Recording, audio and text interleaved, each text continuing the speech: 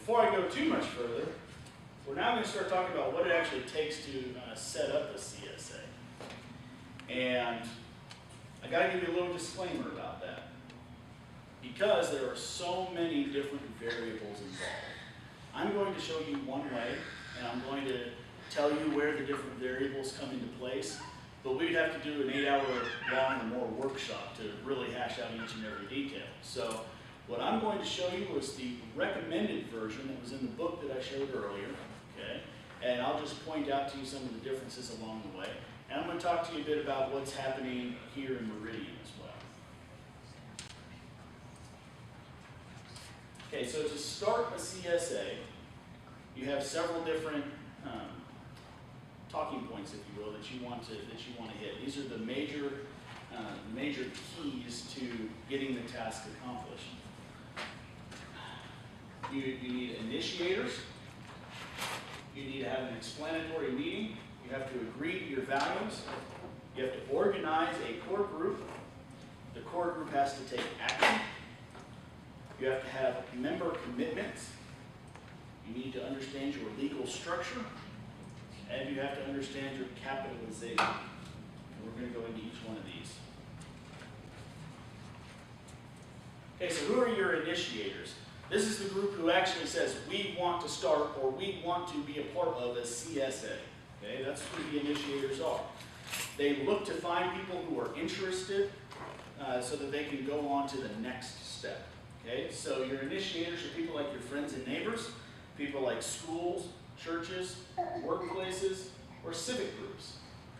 Here in Meridian, we're looking to start a CSA. Okay? For us to start trying to go down this framework, our initiators are you. People who have already expressed an interest in what CSAs are because you're here in this meeting today. Okay? People who are a part of the community. And of course, our local nonprofit organization, Go Green Meridian, that's putting on this conference. You have to hold an explanatory meeting. Once you know who's interested, you call a meeting and bring them together and discuss all of the options and things that are involved with a CSA.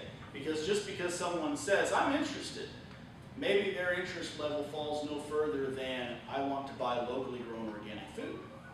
Maybe their interest is, I want to be a part of growing that food.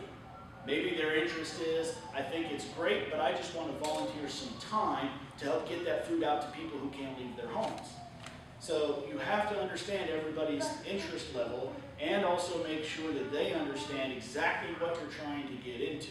They may not fully understand the different steps that are involved. So you're going to hold this meeting. You're going to explain the CSA. You start discussing the details. You're going to discuss the values of local eating. People need to understand what the proposal really is about in detail. What we talked about just a minute ago, why is buying from a local farmer better than buying at the supermarket? You know, get people understanding the concept of why we actually want to do this. People need to commit to actually participate. And what level of participation are you going to require? And of these people that come to the meeting, you need to have a core group. Okay? These are the people that are dealing with the day-to-day logistics of making the CSA actually operate. People calling up and saying, hey, I want to be a new member, but you're already halfway through a season, so can you fit them in? Are you making enough produce that you could accept a new member? All those different logistics. People calling up and saying, hey, I was scheduled to go help with deliveries this weekend, but my father just got into the hospital. I'm not going to be able to make it. And so now somebody's got to go try to find somebody else. So there needs to be a core group to handle these kind of details. Our progress here locally on this is our monthly Go Green Meridian meeting. We just talked about the possibility of our CSA last month at our meeting and had a lot of support for it, and we're starting to move forward with some of those things. And of course, at this conference, getting the word out there to enough people so that the word starts spreading around the community so that we can get more people involved. As it currently is, to be honest, we don't have enough people involved to rely on who we've got. We need more people available to kind of diversify that out, or we might find ourselves in a bit of a jam, only having 1, 2, 3, 4 key people.